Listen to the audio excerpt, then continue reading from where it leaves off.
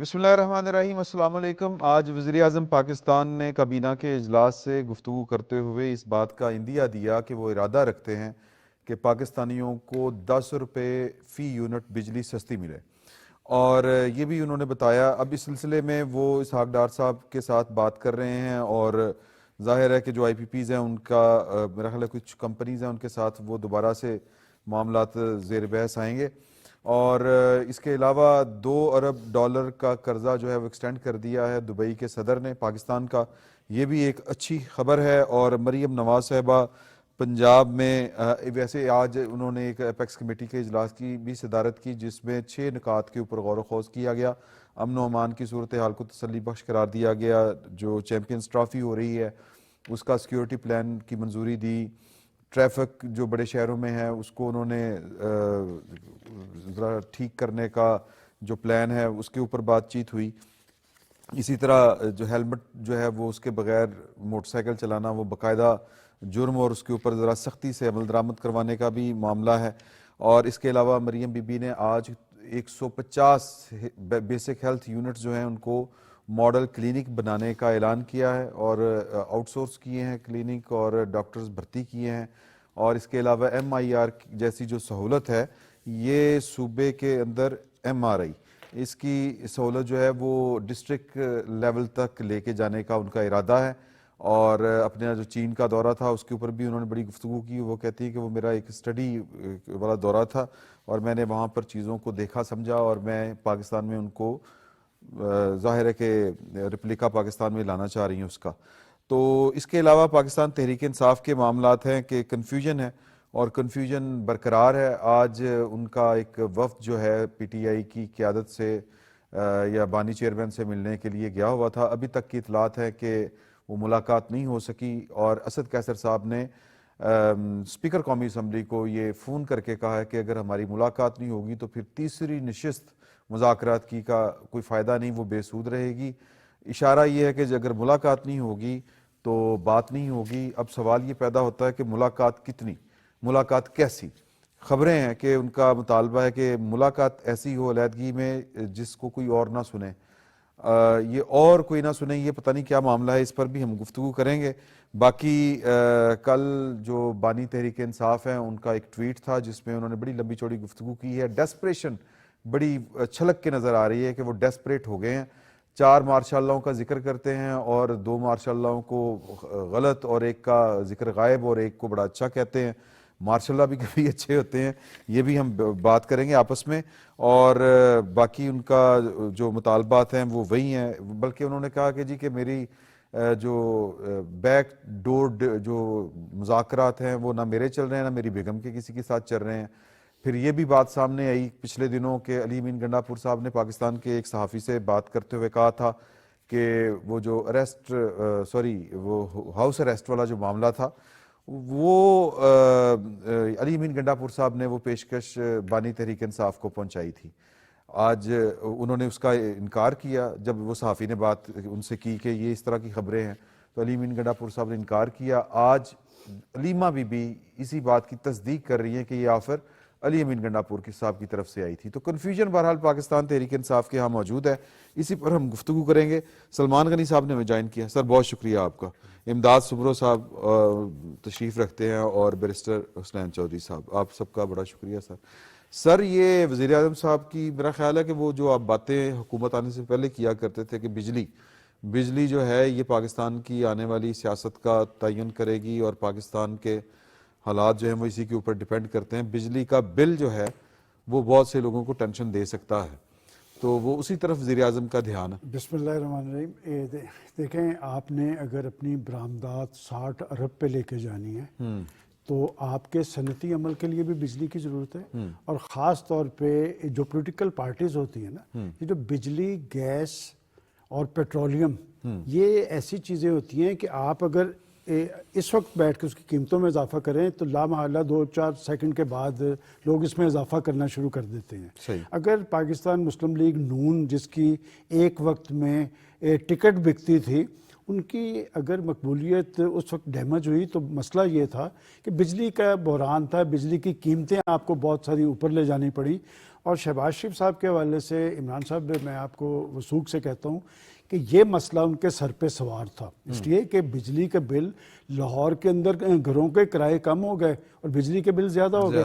تو لہٰذا یہ ایک اچھی بات ہے کہ اگر پاکستان کی الیکٹڈ لیڈرشپ اس تپش کو محسوس کر رہی ہے اور 10 روپے پر یونٹ بجلی کم ہو جائے گی تو یہ صرف بجلی کی کمی نہیں ہوگی، اس کے جو بجلی کی قیمتوں میں اضافے کے اثرات عام اشیاء ضروریات کی قیمتوں پہ بڑھے تھے اس کو بھی نیچے لانا پڑے گا، اور اس میں آپ کو انتظامی مشینری استعمال کرنی پڑے گی. اس لیے کہ جب بجلی گیس پیٹرولیم کی قیمتیں بڑھتی ہیں تو بغیر سوچے سمجھے آپ کا منافع خور ذخیرہ اندوز اور دکاندار قیمتیں بڑھانی شروع کر دیتا ہے. لیکن بات یہ کہ جب پرائم منسٹر صاحب کی میٹنگ کی آپ بات کر رہے ہیں، ایک بات بڑی اچھی دیکھنے میں آ رہی ہے. ماضی کے اندر جو حکومتیں ہوتی تھی آپ کو یاد ہوگا کہ وفاقی کیبنٹ کی میٹنگ کوئی 6 ماہ کے بعد ہوتی تھی، کوئی 3 ماہ کے بعد ہوتی تھی. اب میرا خیال کوئی ایسا ہفتہ نہیں جا رہا جس میں وفاقی کابینہ کی میٹنگ نہ ہو. اور یہ جو مشاورت کا عمل ہوتا ہے نا، تب ترجمانوں کے اجلاس روز ہوا کرتے جی اس زمانے میں ترجمان وہ اس لیے کہ آپ نے مخالفین کو ٹارگٹ کرنا ہوتا تھا، لائن دینی ہوتی تھی، پاکستان کے اندر ایک فاس کریٹ کرنا ہوتا تھا. میں سمجھتا ہوں کہ شہباز شریف صاحب ایشوز کو جانتے ہیں، ایشوز کو ایڈریس بھی کرتے ہیں اور اس کے سدباب کے لیے کوششاں بھی ہیں.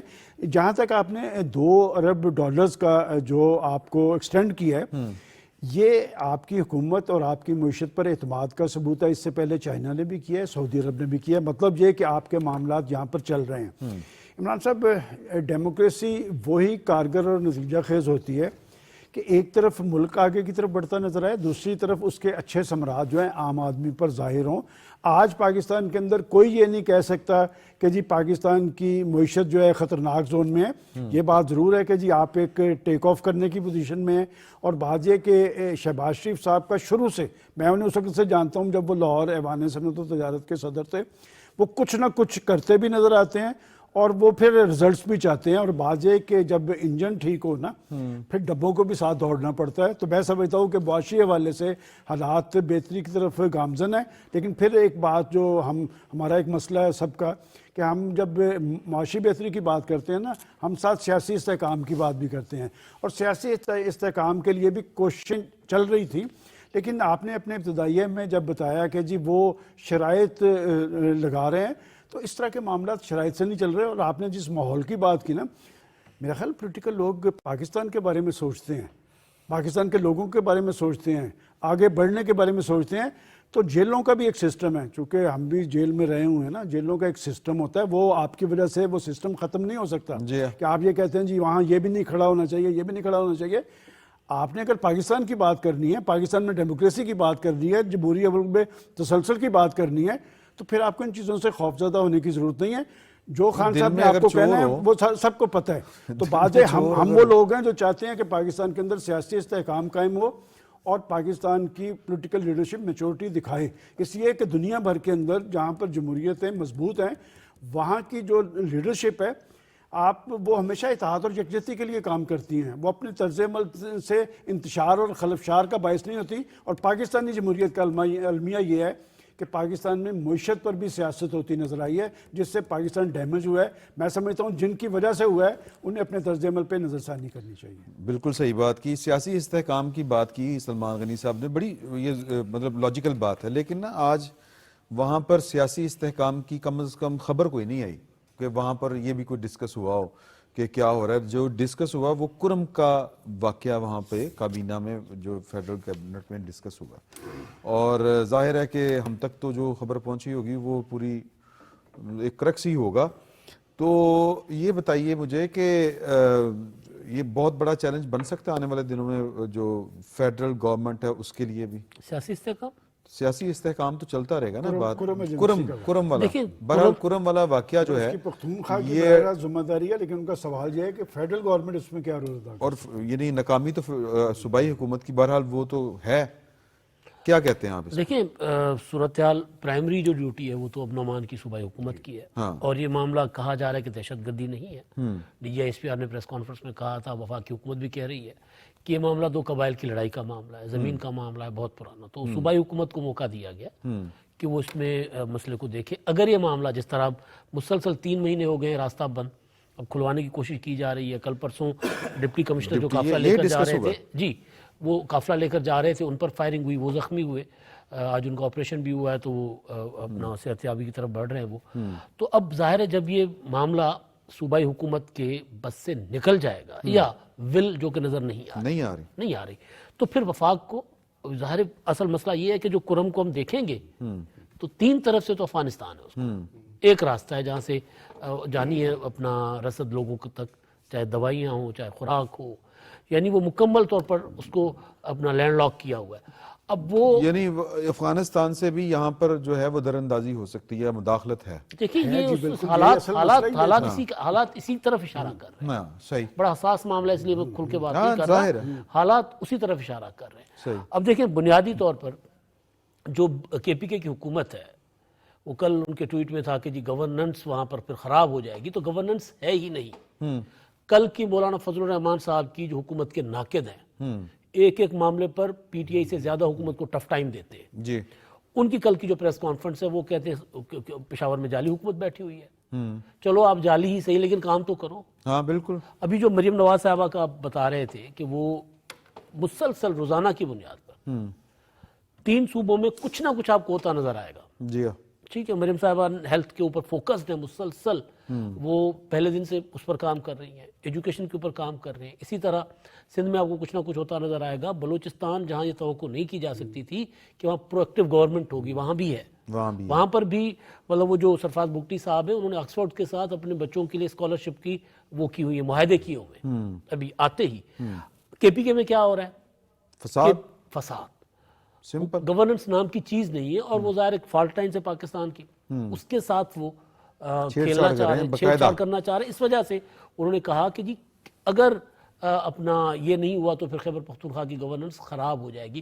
وہ خراب کا اشارہ نہیں کر رہے, وہ کچھ اور اشارہ کر رہے ہیں. ان کا بیسیکلی تو جی جو ٹائز ہیں یہ چل رہی ہے سوشل میڈیا کے اوپر.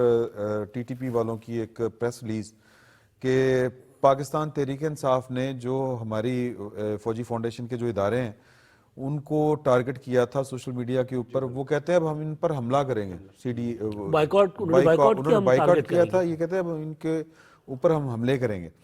تو ٹی ٹی پی جب آپ کی 26 نومبر والی جو رپورٹڈلی وہ بھی چلا ہے وہ معاملہ کہ انہوں نے 26 نومبر کے جو کریک ڈاؤن ہوا تھا یا جو آپریشن کلین اپ ہوا تھا اس پر جو مذمتی ایک پریس ریلیز تھی وہ ٹی ٹی پی کی تھی. تو یہ جو اتحاد ہے یہ آپ کو کرم میں یعنی پی ٹی آئی اور رپورٹڈلی ٹی ٹی پی کا جو آپس میں محبتیں ہیں وہ پاکستان کے لیے یا پاکستان ان سے کس طرح نبرد آزما ہوگا؟ سر وہاں سے شروع کرتے ہیں جہاں سے آپ نے پھر سے 2 آپریشنز ہونے کے بعد جس میں ہم نے ہماری فوج کے افسران نے جوانوں نے اتنی جانیں کھوئی ہیں, ٹھیک ہے, ہماری ماؤں نے شہید گھر سے اٹھا کے ان کو دفن کیا, آپ نے پھر سے ان کو ریہیبلیٹیٹ کیا. اب وہ جو ریہیبلیٹیشن کے چکر میں جو آپ کے طالبان جو ایک وائرس تھا, یہ کینسر تھا جو آپ نے بڑی مشکل سے ایک سرجری کر کے نکالا, ٹھیک ہے, وہ آپ نے ری انفلٹریٹ کر دیا. ٹھیک ہے, اب جس نے افغانستان سے جو کرنا ہے وہ تو کرنا ہی ہے, لیکن they are sitting internally as well. Parachinar کے اندر ہمیں یہ تو نظر آ رہا ہے, لیکن اگر آپ 3 مہینے پہلے چلے جائیں تو آپ کو یاد ہوگا اسکول کے اوپر بھی ایک حملہ ہوا تھا بچیوں کے, جہاں سے سر ایشو شروع ہوا.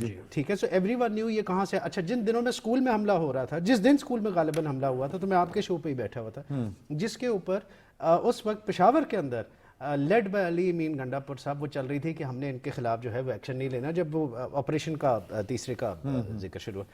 تو سر بات یہ ہے کہ آپ نے جب تک گورنمنٹ لیول کے اوپر جب تک ان کو سپورٹ ہوگی آپ کی پولیٹیکل ایڈمنسٹریشن کی, ٹھیک ہے, جب تک آپ ان کو ریہیبلیٹیشن کے چکر میں بیٹھے رہیں گے تب تک تو کچھ نہیں ہوگا. میرے خیال میں وفاق کی حد تک بھی میں آپ کو ایک بات بتاؤں, نیشنل سیکیورٹی جب ایک حد سے اوپر چلی جائے, جب 60 لوگوں کی شہادت ہونے شروع کر جائے, پھر وہ پروونشل معاملہ نہیں رہتا. then it has to be taken over. 200 سر 60 سے شروع ہوا تھا نا جب پہلی دفعہ ہوا, بسوں پر ٹھیک ہے, تو I think that was enough red flag کہ آپ وفاق, آپ کو پتہ لگ جانا چاہیے کہ ایک تو ہو سر انکیپیسٹی انکیپیبلٹی, ایک ہو ہم نے کرنا ہی کچھ نہیں ہے, کوئی بات نہیں, 60 ہو گئے کیا فرق پڑتا ہے, ہم اس پہ کچھ نہیں کریں گے. انفیکٹ وہ جلد سے ریلیز نکالے اس چیز پہ کہ ہم سپورٹ کریں گے, ٹھیک ہے. دین national security does not remain a matter of the province. Sir ji Pakistan کو سٹیک پہ لگا کے جو بانی پی ٹی آئی ہیں وہ اچیو کیا کرنا چاہتے ہیں؟ یعنی ہوتا نا منیمم آپ کا ایجنڈا ہوتا ہے کہ میں نے منیمم ریلیف یہ لینا ہے, یہ جو میں اتنی لڑائی لڑ رہا ہوں اس کا میرا آؤٹ کم میرے پاس یہ آنا چاہیے, رزلٹ یہ آنا چاہیے. مجھے تو سمجھ نہیں آتی عمران کہ صاحب اتنا بھی میرا خیال یہ بڑے سینسٹیو سے معاملات ہیں. یہ ایک بڑا کھیل ہے. میں نے پہلے بھی آپ کو بتایا, ہم اسے یہ پاکستان کو کچھ فورسز جو ہیں غیر مستحکم کرنا چاہتی ہیں. آپ نے اپنے جب ابتدائیہ میں بات کی تھی تو پاکستان کی آج کی گورنمنٹ ایک کام میں تو سنجیدہ ہے کہ وہ پاکستان کی معیشت کی بحالی اور ترقی کے عمل کو تیز کرنا چاہتے ہیں. مجھے یہ بتائیں کہ آپ کا دشمن یہ چاہے گا؟ اور ہم لوگ جب جرنلزم میں آئے تھے تو ہمیں بتایا جاتا تھا کہ ہمارا دشمن جو ہے وہ پاکستان کو غیر مستحکم کرنا چاہتا ہے. اور میں نے تو از خود کچھ کیٹیگریز بنا کے رکھی ہوئی ہیں یہ دہشت گردی کی. دیکھیں 2-3 کیٹیگریز میں سب سے پہلی بات ہے کہ جب آپ کی فورسز کو ٹارگٹ کیا جاتا ہے نا تو 100% اس میں آپ کا دشمن انوالو ہوتا ہے. ان کو یہ پتہ ہے کہ جب تک پاکستان غیر مستحکم ہو ہی نہیں سکتا جب تک کہ آپ کی سیکورٹی فورسز غیر مستحکم یا کمزور نہ ہوں. آج آپ کے چینل پہ میں دیکھ رہا تھا کہ پاکستان کے اندر شہادتوں کی تاریخ رقم کرنے کے باوجود کبھی میں نے اپنی صحافتی لائف میں ایک دن بھی نہیں دیکھا کہ کوئی فوجی فوج سے دوڑا ہو. جبکہ انڈیا کے اندر آپ دیکھ لیں کہ ہر ہفتے میں ایسی رپورٹس آتی ہیں, کوئی خودکشیاں کر رہا ہے, کوئی دوڑ رہا ہے. تو بات یہ کہ وہ فورسز اپنے اصل مقاصد کے حوالے سے یکسو ہیں, سنجیدہ ہیں, باوجود شہادتوں کی تاریخ رقم کرنے کے وہ کھڑے ہیں. وہ اپنی سرحدوں کا تحفظ کر رہے ہیں. ان کی تربیت اس بنیاد پہ ہے کہ دیکھیں اس ادارے کے 3 پلس ہیں. ایک اس کی اپنی ساکھ, ایک اس کی پیشہ ورانہ اہلیت, تیسرا جذبہ جہاد کہ وہ اپنی پاک سر زمین کے تحفظ کے لیے یہ ان کی تربیت کا حصہ ہے کہ جان دینی ہے. اور بات یہ کہ یہ جذبہ مان نہیں پڑا. اور آپ نے جو سوال کیا ہے کہ پاکستان میں پہلی دفعہ دیکھنے میں آیا یہ پچھلے 5, 7, 10 سالوں کے اندر کہ آپ اپنے گھر کے معاملات جا کے دنیا کو بتا رہے ہیں. آپ کی پاکستان کی پولیٹیکل لیڈرشپ, اور پھر یہ باتیں بڑی تلخ ہیں کہ جس شخص کو پاکستان میں مسلط کیا گیا مسند اقتدار پہ بڑے سارے لوگوں کے جرائم ہیں, اس میں نام نہیں لینا چاہتا, کہ آپ اس کو لے کے آئے اپنا جس مقاصد کے تحت اس نے جتنا پاکستان کو ڈیمیج کیا. اور اداروں کو, پاکستان کی ریاست اور ریاستی اداروں کو کبھی پولیٹیکل فورسز ڈیمیج نہیں کرتی تھی. ماضی کے اندر یہ امداد زیادہ بہتر جانتے ہیں کہ جی پولیٹیکل فورسز ڈکٹیٹرشپ کو ضرور ٹارگٹ کرتی تھی, کبھی اپنے ادارے کو ٹارگٹ نہیں تھا کیا. اور وہ میں آپ کو آگے کی بات بتا رہا ہوں, وہ تو ابھی اور تیاری کر رہے ہیں. آپ مذاکرات کی بات کر رہے ہیں, وہ تو آنے والے 1 ماہ کے اندر کچھ اور تیاری کر رہے ہیں. اس کا مطلب وہ اپنے کسی ایجنڈے پہ سرگرم ہے. لیکن یہ ذمہ داری پاکستان کی پولیٹیکل پارٹیز کی ہے, پاکستان کی سول سوسائٹی کی ہے, پاکستان کے میڈیا کی ہے, اور تمام طبقات کی ہے کہ جب ہم ٹیک آف کرنا چاہ رہے ہیں تو کون ہے جو پاکستان کو غیر مستحکم کرنا چاہ رہا ہے, کون ہے جو دہشت گردی کو پاکستان میں پروموٹ کر رہا ہے, اس کے پیچھے کون ہے, اسلحہ کس کا ہے اور پیسہ کس کا ہے. دیکھیں 2 چیزیں آپ ڈگ آؤٹ کر لیں کہ وہ جو اسلحہ چھوڑ کے گئے تھے وہ شکست کھا کے گئے تھے, اور اتنا بڑا اسلحہ چھوڑ کے گئے تھے نا, وہ ایکچوئل افغانستان سے پتھر چاٹ کے گئے تھے. اور یہ کریڈٹ بھی آپ کی فوج کا تھا کہ انہوں نے ہی سہولت کار بن کے انہیں نکلوایا تھا. 42 ممالک تھے تو پاکستان نے نکلوایا تھا. ہماری بدقسمتی یہ ہے کہ جنہیں ہم نے افغانستان کے اندر لا کر مسلط کیا, اور ہم تو یہ سمجھتے تھے کہ پاکستان دوست حکومت بنے گی, افغان طالبان سے ہمیں اچھی توقعات تھیں, لیکن مسئلہ پھر عقیدے کا آ جاتا ہے. روکڑا 64 چکر لگے تھے پاکستان گورنمنٹ کے یہ قطر کے اندر. جی یہاں مری مذاکرات ہم نے کروائے دوحہ معاہدے میں, اور ذکر پہلی شک یہ ہے کہ جی ہماری سرزمین دہشت گردی کے لیے استعمال نہیں ہوگی, اور ہمسایہ ممالک میں ہمارے یہاں سے کوئی دہشت گردی نہیں کرے گا. اچھا, یہ جو ابھی بات سلمان صاحب کر رہے تھے نا, جب ہم ٹیک آف کرتے ہیں تو یہ کون ہے جو ہمیں پیچھے سے اب دیکھیں آپ اس وقت جو تحریک چل رہی ہے, جو خیالوں میں ہے, خوابوں میں ہے, خواہش تو ہے نا پاکستان کی معیشت کو بٹھانے کا.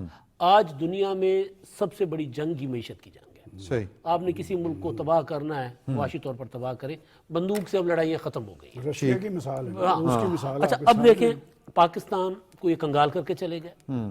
IMF نے پاکستان سے منہ موڑ لیا, IMF کو خطوط لکھے گئے, فون کیا گیا کہ یہ IMF قرضے نہ دے, احتجاج کروایا گیا, وہ ہو گیا. اب انٹرسٹ ریٹ جو ہے ہمارا وہ 13% پہ آ گیا 24% پہ. اب مہنگائی جو ہے وہ سنگل ڈیجٹ میں آ گئی ہوئی ہے. اسٹاک ایکسچینج روزانہ اپنا نیا ریکارڈ قائم کر رہی ہے.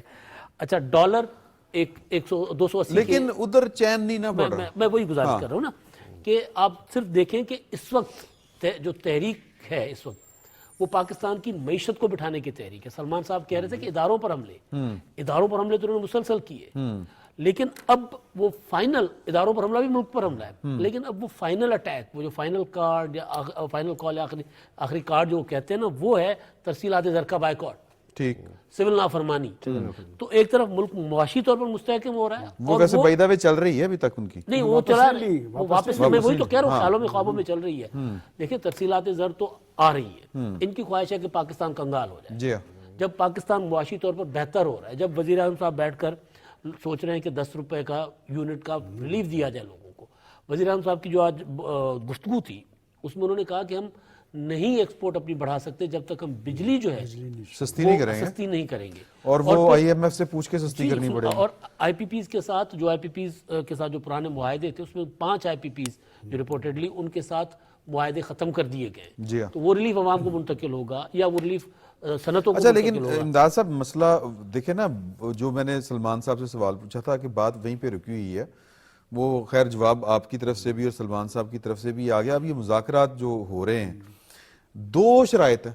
ایک ہے کہ جی کہ تمام سیاسی قیدیوں کو رہا کیا جائے، دوسرا یہ ہے کہ بشمول اڈیالہ بانی تحریک انصاف، دوسرا ہے کہ 9 مئی اور 26 نومبر کے معاملات کی انکوائری جو ہے وہ جوڈیشل انکوائری کروائی جائے. اوکے، اب یہ 2 شرائط ہیں اور اس پر انہوں نے جیل میں ملاقات کرنی ہے، 2.5 گھنٹے کا ٹائم چاہیے اور ایک آزادانہ ملاقات چاہیے. یہ جیل میں آزادانہ ملاقات کس کو کہتے ہیں؟ میں کہہ رہا ہوں آپ 5 گھنٹے کی ملاقات دے دیں ان کو، ہاں، ٹھیک، اور آزادانہ ملاقات دے دیں جہاں پہ ان کو کوئی اور شک و ابھی شبہ نہ تک ہو. ابھی پریس کانفرنس ہوئی ہے، ملاقات نہیں، میں کہہ رہا ہوں، جی. میں نے آپ کے اس پروگرام میں پہلے دن جب ملاقات کا آغاز ہوا تھا میں نے کہا تھا کہ یہ مذاکرات کامیاب نہیں ہو سکتے. جی. وجہ کیا تھی کہ جو ڈیمانڈز ہیں نا وہ پرسن اور پارٹی اسپیسیفک ہے. کبھی بھی حکومت یا اپوزیشن کے درمیان پرسنل اور پارٹی اسپیسیفک ڈائلاگ نہیں ہوتا، ایجنڈا نہیں ہوتا. شرم و شرمی ہی صحیح، صرف لوگوں کو دکھانے کے لیے ہی صحیح یہ 4-5 اور نکات ڈال دیتے. ہاں، بھائی مثلاً کر لیتے کہ جی انتخابی اصلاحات کی جائے. الیکشن ریفارمز سب سے بڑا ایشو تو سیاسی جماعتوں کو یہی ہوتا ہے. عدالتی ریفارمز کر لیں. آج بھی پاکستان کے لیے خود پاورز کر لیں. ہاں صرف وہی پارلیمنٹ کی سپرمیسی کی بات کر لیں، کچھ ایسی بات کر لیں تاکہ ان میں سے آپ کی یہ ڈیمانڈ 26ویں آئینی ترمیم جس کا ان کو بہت تکلیف ہے اس کو بھی نکالتی ہو. سر اس میں تکلیف نہیں ہے، یہ اس کا حصہ تھے. ہاں. میں آپ کو بتاؤں اس کا حصہ تھے. جی ہاں. بعد میں آپ مولانا فضل الرحمان سے پوچھنا کیا کہہ کے پیچھے ہٹے تھے.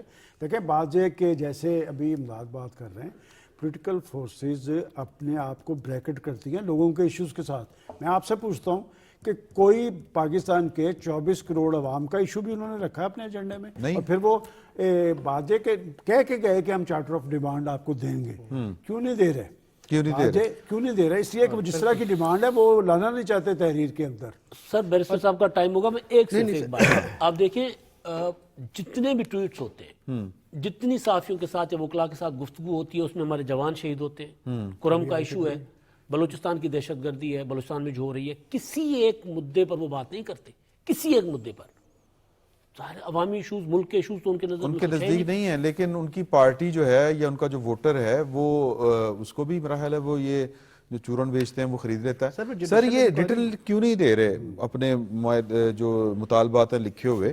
اس میں کیا امرمانے لکھ کے دیں، معافی مانگے یا پہلے ریٹن کے لیے پہلے تو آپ کو اکنالج کرنا پڑتا ہے. تو سپریم کورٹ میں کھڑے ہو کے نہیں اکنالج کرتے تھے جب گڈ ٹو سی یو ہوا تھا. ہاں، تو اس وقت انہوں نے کہا کہ کیا آپ اس کی کیا خلاف مذمت کریں گے، تو انہوں نے وہاں بھی کہا نہیں. دوبارہ کا حملہ ہوگا. اچھا، اس کے بعد سب سے پہلے تو آپ جوڈیشل انکوائری کی بات کرتے ہیں. اس سے بڑی جوڈیشل انکوائری کیا آپ کی ایپیکس کورٹ کے اندر جا کر وہ کہتے ہیں کہ یہ پھر ہوگا تو پھر اس کا رزلٹ یہی ہوگا، تو ہی اکنالجڈ. اس کے بعد ہی سیٹ کہ ہمارا کوئی لینا دینا نہیں تھا، ہمیں کوئی ویڈیوز دکھا دیں. اچھا سر، اس کے بعد وہ لڑ لینا، ان کو یہ آئیڈیا نہیں، ان کو عادت کس چیز کی ہے؟ ان کو عادت اس چیز کی ہے کہ ایک اسپیشل بینکنگ کوڈ کا ٹرائل اٹھ کر یا FIA کوڈ کا ٹرائل اٹھ کر پاناما انکوائری میں چلا جاتا ہے. وہاں جا کے سپریم کورٹ کی جو جج صاحب ہیں وہ اس پہ نافذ ہوتے ہیں، جو کہ دیکھتے ہیں، ٹرائل سنبھالتے ہیں نیچے، ٹھیک ہے. پھر پاناما کے اندر اقامہ کا فیصلہ لے کر واپس آتے ہیں. سو انہیں تو عادت ہے اس چیز کی ہے. ان کو اس چیز کی پتہ ہی نہیں کہ جب آپ ایک معاملہ FIR کٹتی ہے تو وہ in itself as a judicial inquiry. صحیح. اچھا جی، جہاں سے انہوں نے بات ختم کی ہے وہ اقامہ اور پاناما، اس وقت وہ فریق تھے. بات ہے اس وقت کا پاکستان بہت بہتر پاکستان تھا. پاکستان آگے کی طرف جا رہا ہے. یہ 2017 کی بات ہو رہی ہے. تو کیا تھا اس وقت لڑائی کس کی تھی؟ اس وقت سی پیک کی اور آئی ایم ایف کی لڑائی تھی، اور یہ کس سائڈ پہ کھڑے تھے سب کو پتہ ہے. اور جب ان کی حکومت آئی آپ کو یاد ہے کہ سب سے پہلے کس نے کہا تھا کہ سی پیک کو 1 سال کے لیے بند کر دیں؟ عبدالرزاق داؤد نے. اور کس نے بلوچستان جیسے سینسٹیو صوبے میں کھڑے ہو کے کہا کہ سی پیک کے اندر تو کرپشن ہوئی ہے. وہ تو خدا کا شکر ہے کہ انہی کے جو اتھارٹی کا چیئرمین بنایا تھا اس نے کہا کہ سی پیک کے معاہدوں میں کوئی کرپشن نہیں ہوئی ہے. بات یہ کہ اگر آپ پاکستان کی معیشت کے ساتھ کھیلیں گے، پاکستان کے مفادات کے ساتھ کھیلیں گے اور پاکستان کی بقا اور سلامتی کے آگے سوالیہ نشان کھڑے کریں گے تو پاکستان ایک ذمہ دار ملک ہے، یہ نیوکلیئر پاور ہے. تو بعض پاکستان کے عوام بھی ہر چیز پہ کمپرومائز کر سکتے ہیں، پاکستانیت پہ نہیں. ابھی یہ جو سول نافرمانی کی بات کر رہے تھے کہ جی وہ ترسیلات زر آپ کر کے دیکھ لیں. اس سے پہلے میں آپ کو یہ بتاتا چلوں کہ جن کے بنیاد پہ آپ پاکستان کے اندر ایک کھیل کھیلنا چاہتے ہیں، امریکہ نے جب پاکستان نے ایٹمی دھماکے کیے تھے تو ساری امدادیں بند کر دی تھی. پاکستان نے سروائیو کیا تھا. یہ جو آج چین، ابوظہبی، سعودی عرب، دوست ممالک آپ کے ایکسٹینڈ کر رہے ہیں قرضے، اس لیے کر رہے ہیں کہ پاکستان نے ایک رخ لیا ہے پالیسیز کا، معیشت کے حوالے سے بہتری دکھائی ہے، کچھ نتائج دکھائے ہیں تو پارٹیز ادھر آ رہی ہیں. لہٰذا آپ یہ کھیل بھی کھیل کے دیکھ لیں. یہ 80% عمران صاحب لوگوں کو سمجھنے کی ضرورت ہے، 80% ہے سعودی عرب میں، ابوظہبی میں، قطر میں، کویت میں، وہ مشرق وسطیٰ میں ہیں جن کے گھر یہاں پہ ہیں، جن کے گھر ان کے بھیجے ہوئے پیسوں سے چلتے ہیں. یہ جن 20% کی بات کر رہے ہیں نا وہ تو اپنے خاندان بھی یہاں سے لے گئے. اور ایک بات میں ضرور کہوں گا کہ اوورسیز پاکستانی ہم سے زیادہ محب وطن ہیں. وہ سیاست میں کسی کے ساتھ ضرور کھڑے ہوں گے لیکن جب بات ان پاکستان کی آئے گی میرا نہیں خیال کو اس طرح کی کسی آگ کا ایندھن بننے کے لیے تیار ہوں گے جس کا مقصد پاکستان کو نقصان پہنچانا ہو. بالکل صحیح ہے. یہ امداد صاحب ایک بات ہوئی تھی کہ جی کہ آفر دی گئی ہے بنی گالا شفٹ ہو جائیں، یہ ہے وہ ہے. پھر جو ٹویٹ آیا ہے کل رات کو اس میں وہ کہا ہے انہوں نے کہ جی کہ نہ تو میری بات ہوئی ہے نہ بشرا بیگم کی بات ہوئی ہے. تو پھر آفر کہاں سے آ رہی ہے؟ دیکھیں یا پھر یہ دعویٰ کہاں سے آ رہا ہے؟ دیکھیں میرا خیال ہے کہ وہ سوچتے ہیں کہ مجھے یہ آفر آ جائے، وہ سمجھتے ہیں کہ ہو گئی. دیکھیں اب انہوں نے پہلے 1 ہفتہ پہلے بھی کہا تھا کہ مجھے علی امین گنڈا پور کے ذریعے آفر آئی ہے. مطلب علی امین گنڈا پور مطلب پی ٹی آئی. وہ انصار بازی صاحب سے بات کرتے ہوئے کہتے ہیں کہ میری بے شک وہ مکر جائیں. یہ بات علیمہ خانم صاحبہ 2-3 بار آ کر باہر کہہ چکی ہیں کہ ہمیں آفر آئی ہے. ٹھیک، اچھا ہم علی امین گنڈا پور کو اتنا استحقاق تو دینا چاہیے. ہاں وہ ظاہر ہے وہ اپنا ذرا ان کو کھلا رہے ہیں. میں کہہ رہا ہوں یہ ساری دنیا کو کھلا رہے ہیں بانی اور علی امین گنڈا پور ان کو کھلا رہے ہیں ویسے. اچھا اب دیکھیں آفر کہیں سے نہیں آئی. یہ چاہتے تھے، ان کی ایک پٹیشن بھی ہے جو مسترد ہو گئی جرمانہ عائد کر کے کہ پشاور منتقل کریں بانی پی ٹی آئی کو. جرمانہ ہوا سپریم کورٹ سے. وہ پٹیشن کس کی تھی؟ ان کی تھی. پھر انہوں نے کوشش کی کہ اپنا بنی گالا منتقل ہو، ہاؤس اریسٹ کیا جائے. وہ بھی جب آفرز کہہ رہا ہوں یہ جو خود پیشکش کر رہے تھے، مطالبات کرتے ہیں. نہیں مطالبہ نہیں، ڈیل کے لیے آپشنز دے رہے تھے. جب وہ مسترد ہو گئی تو یہ کہہ رہے کہ ہمیں کی گئی تھی. اب آپ دیکھیں جو گزشتہ سٹنگ ہے، بیرسٹر صاحب بھی بیٹھے ہیں، آپ بھی کوٹ رپورٹنگ کرتے رہے. گزشتہ جو سٹنگ تھی مذاکرات کی اس میں سلمان اکرم راجہ صاحب نے کہا کہ جی آپ ایسا کریں کہ ضمانتوں کی مخالفت نہ کریں. اب اگر پروسیکیوشن ضمانتوں کی مخالفت نہ کرے، مقدمہ لڑنا چھوڑ دے، اس کا مطلب کیا ہے؟ ڈیل کرے آپ سے نا. آپ ڈیل مانگ رہے ہیں ایگزیکٹلی کہ عدالتوں سے مقدمات آپ بس خاموشی سے ڈیل میں بھی معافی نہ ہو، کیس ہارے. اور کل انہوں نے ڈیل بھی ایسی یہ کیسی کل انہوں نے کہا بشرا اپنا علیمہ خانم صاحبہ نے کہا کہ وہ یہ چاہتے ہیں کہ عدالتیں ہمارے لوگوں کو بے گناہ ڈکلیئر کریں تاکہ ریکارڈ پہ آ جائے کہ ہمارے لوگوں نے کچھ نہیں کیا تھا. تو عدالتیں کیوں بے گناہ ریکارڈ کریں گے؟ اور جرم کیا ہے تو پھر عدالتیں کس طرح بے؟ بانی پی ٹی آئی کے ایک اور بھی ایشو ہے. آپ کو یاد ہے بہت دیر پہلے میں نے آپ کو بتایا تھا، بیکاز میں اس ٹائم پر جو تھا وہ اٹارنی جنرل برانچ میں بھی تھا. یہ جب ریسٹ ہوئے تھے تو یہ دیواروں سے باتیں کرتے تھے. ریسٹ جب ان کو نیب ملے، ابھی بھی سر ان کے وہی حالات آ گئے. تو بیسکلی جو ڈیل والے حالات ہیں نا، یہ خود کھڑے ہو کر سے پہلی سی محبت میرے صدمہ پڑا ہے. ایک دن میں 13 مقدمات میں ضمانتیں ملتی رہی ہیں. اور میں کہنا نہیں چاہتا، ہم وہ لوگ ہیں جو اس سٹرگل میں حصہ لیتے رہے ہیں کہ پاکستان کی عدالتیں آزاد ہونی چاہیے، بااختیار ہونی چاہیے، مضبوط ہونی، فریق نہیں ہونی چاہیے. تو بعض جب میں 2017 کی بات کرتا ہوں تو اس میں بھی عدالتیں ملوث تھیں. اس وقت آپ دیکھیں وہ جو سازش پاکستان کے خلاف ہوئی ہے جس کی وجہ سے آج آپ کو مانگنے پڑتے ہیں قرضے، اس وقت تو پاکستان اس وقت 22ویں بڑی معیشت تھا.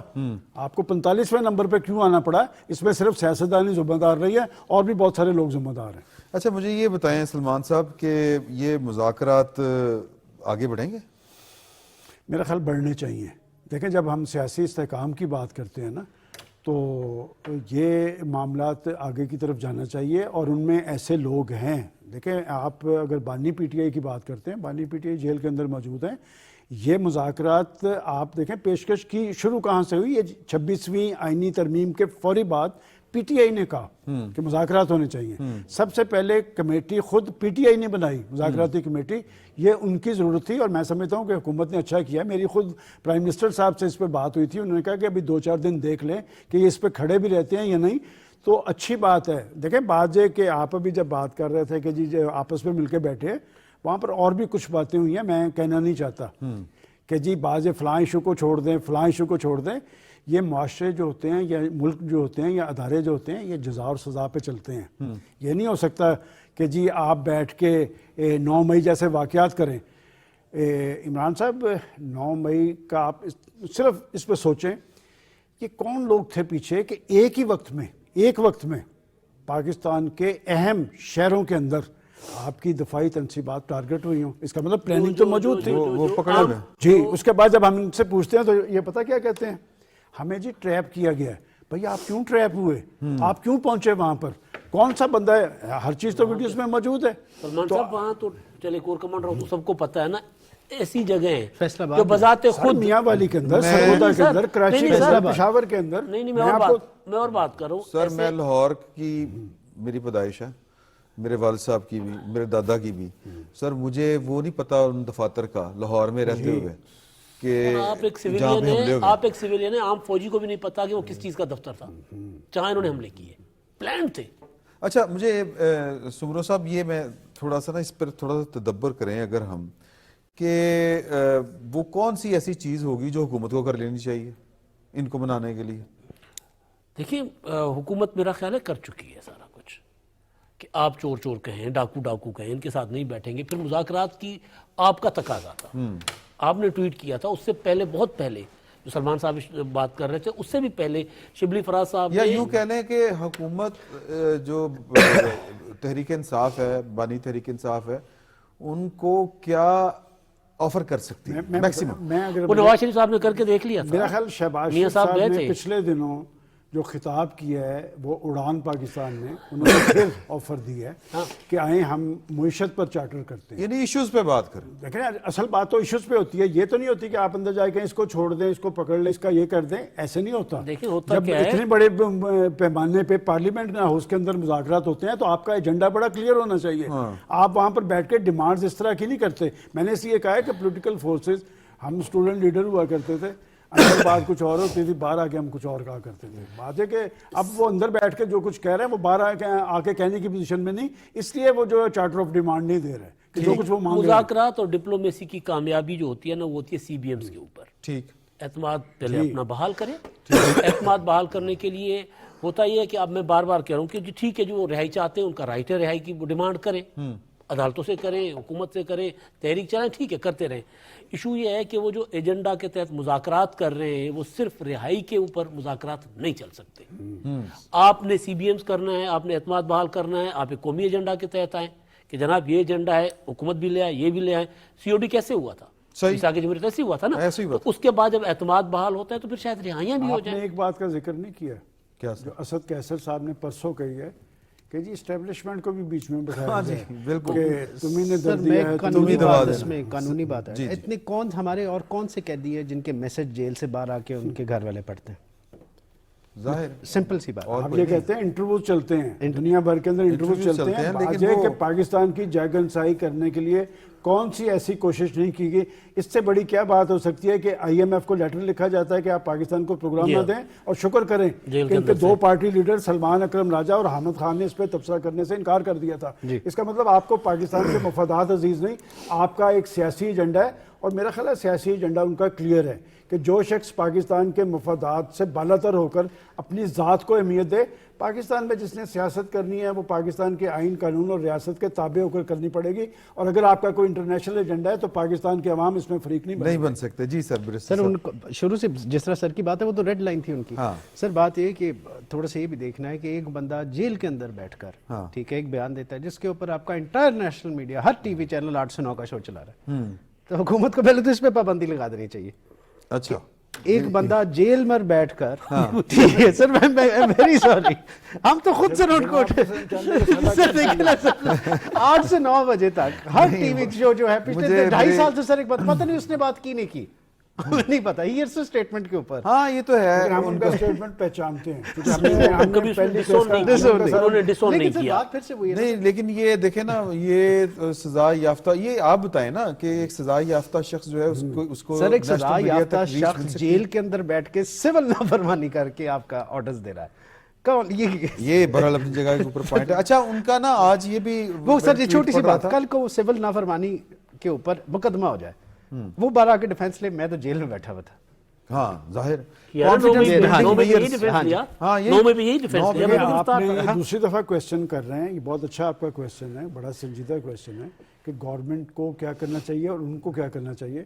دیکھیں یہ جو پولیٹیشینز ہوتے ہیں آپ سیاسی طرز عمل اختیار کریں. دیکھیں ہم جب میں نہیں کہتا کہ چارٹر آف ڈیمانڈ ان کا کیا ہے, آپ بیٹھ کے ایجنڈا طے کریں اور ایجنڈا یہ نہیں ہونا چاہیے کہ ہمیں کیا فیور ملے گی, آپ لائیں ایجنڈا پاکستان کے حوالے سے, پاکستان کی معیشت کے حوالے سے. سب سے اہم بات ہے آپ لائیں, ذرا بیٹھیں کہ پاکستان کے خلاف جو دہشت گردی کا عمل ہو رہا ہے اس میں قوم کو اکٹھے ہونے کی ضرورت ہے اور فوج کے پیچھے کھڑے ہونے کی ضرورت ہے. اس پہ تو آپ آ نہیں رہے, آپ کہتے ہیں یہاں پر سے ہمیں یہ دے دیں, یہاں سے ہمیں یہ دے دیں. اور میں سمجھتا ہوں کہ اگر اس ساری کیفیت کے اندر جو پاکستان میں طاری کرنے کی کوشش کی ہے, جو وفاقی حکومت نے سب سے ذمہ دارانہ طرز عمل اختیار کیا ہے وہ یہ کیا ہے کہ وہاں پر باوجود کہ رپورٹس آئی تھیں کہ وہاں پر گورنر راج لگا دیا جائے, انہوں نے کہا کہ ہم نے اس سیٹ اپ کو نہیں توڑنا, تو ذمہ دار آپ ہیں. اگر پختونخوا کے اندر دہشت گردی ہے, انتہا پسندی ہے, شدت پسندی ہے اور پختونخوا جیسا محب وطن صوبہ جو ہے وہ مسائل کی آگ میں جل رہا ہے, تو ذمہ دار آپ ہیں, آپ کو جواب میرا دینا خیال پڑے گا. ہے فیڈرل گورنمنٹ کو جو ہے وہ اس طرف دیکھنا چاہیے کہ وہاں پر جو مسلسل ناکام ہو رہی ہے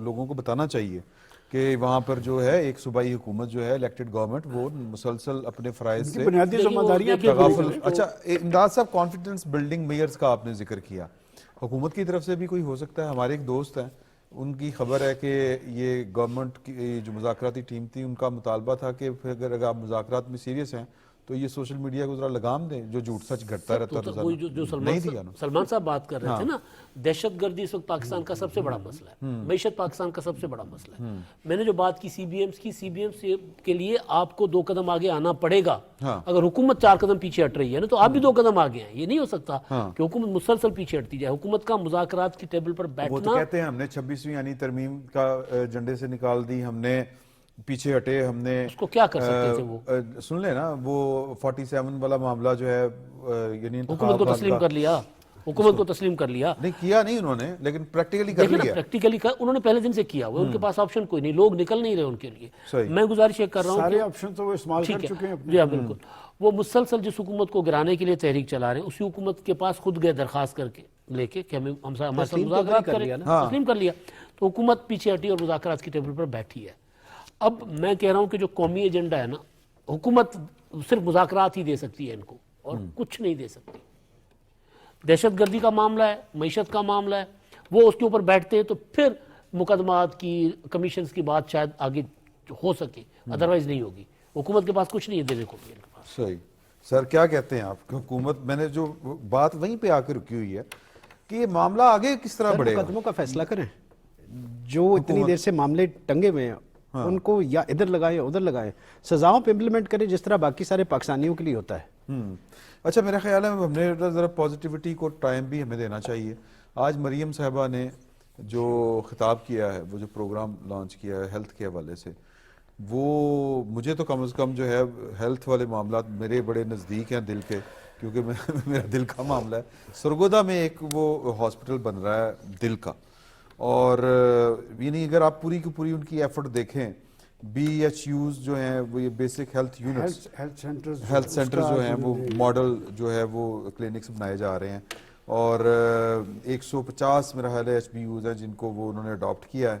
پھر اس کے علاوہ ایم آر آئی جو ہوتی ہے یہ ڈسٹرکٹ لیول کے اوپر لے کے آ رہے ہیں. عمران صاحب میں بھی آج ان کی اسپیچ سن رہا تھا. اگر کسی ایک ایشو پہ میں یکسوں پنجاب گورنمنٹ میں اور خود شریف فیملی کی آپ ہسٹری اٹھا کے دیکھیں تو خاص طور پہ وہ ہاسپٹلز کے حوالے سے بڑے ٹچی رہے ہیں. مجھے نواز شریف صاحب کا یاد ہے کہ یہ جو آپ کا آج انسٹیٹیوٹ آف کارڈیالوجی ہے یہ نواز شریف صاحب نے بنایا ہوا. اب مریم نواز صاحبہ نے بھی ایک افتتاح کیا ہے. آج وہ ہیلتھ سینٹرز کے حوالے سے جو بات کر رہی تھیں کہ اس میں جب ہم مریم نواز صاحبہ کو خراج تحسین پیش کر رہے ہیں نا, ان کے 2 منسٹر جو ہیں میں ان کو خراج تحسین پیش کرتا ہوں, خواجہ عمران اور خواجہ سلمان.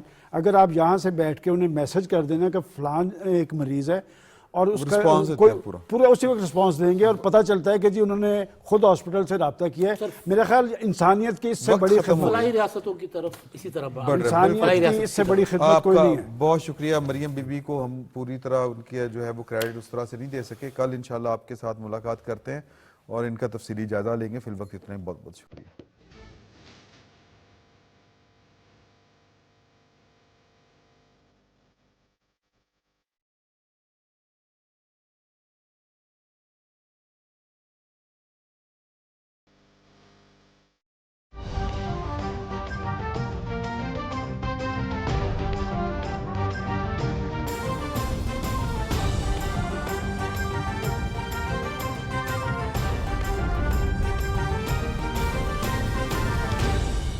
درست ہر وقت بر وقت.